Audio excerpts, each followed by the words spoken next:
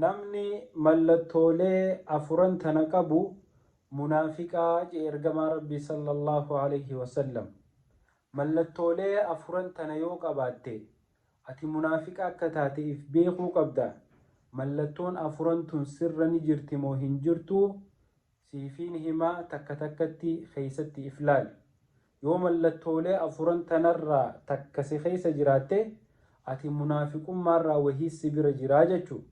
obboleeyyan kiyya rasuulli rabbii sallallahu alayhi wasallam hadiisa isaanii qulqulluu keeysatti akki jedhan أربع من كن فيه كان منافقا خالصا جيه ومن كانت فيه خصلة منهن.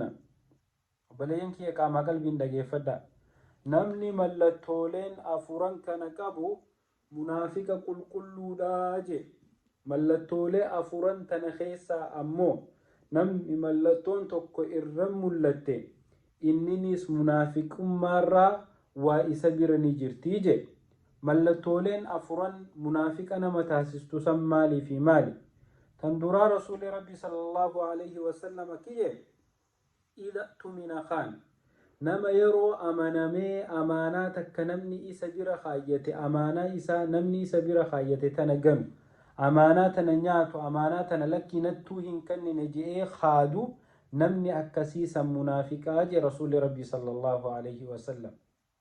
تلمفا وإذا حدث كذب نما يرو دبة خجب سنما منافقاتي نمني إسلاما هاسا وساقي ست خجبهم فيه نمني يرو دبة خجب منافقاتي رسول ربي صلى الله عليه وسلم ملتون لمداتا ملتون سدفا أمو وإذا عاهد غدر نما يرو بلما توكسين بلما سنهنقون nama baallama tokko siifi isa jiddutti baallamni tokko godhamee baallama sanirratti hin argamne ka baallama sanin guun waan akkanaaniin godha je'ee rabbiin kakatee maaliin kakatee gaafa wanni san geesse achumaan cilee bishaan buute ta'u namni san munaafiqummaa isaa beeka.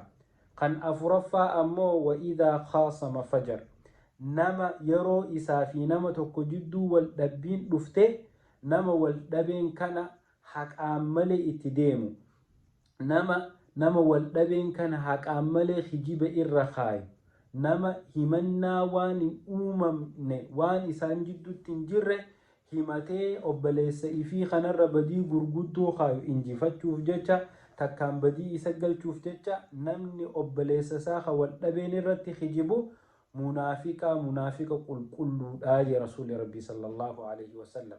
tanaafuu obboleeyyan kiyya rabbiin alaamaa afuran tanallee nurraa haa qabu munaafiqa keessa illee rabbi nu haa baasu nifaaqa qalbii keenya keessa jirullee rabbi nu haa qulqulleessu. yoo alaamaan afuran tun sirra jiraatte qaceellotti if qoradhu munaafiqummaarraa fagaadhu. qaduraa nama yeroo amaname nama ganu nama yeroo dubbatu hijibu nama yeroo ballama tokko namaaf seene ballama namatti diigu nama yeroo namaa wajjii wal dhabe hijiba hin jirre namarra kaayu namoonni alaamaalee afuran tana qaban munaafiqa qulqullu. alaamaalee afuran tana keessaa tokko qabaannaan illee ati munaafiqa. tanaaf rabbi subhaanahu wa ta'aalaa munaafiqaa fi nifaaqarraa nu haa fageessu. rabbi qalbii teenya qulqulluu iimaanaan guutamte rabbiin nu haa godhu. obboleeyyan kiyya alaamaa afuran tanarraa wantoota akkanaa kanarraa haa fagaannu. wassalaamu alaykum.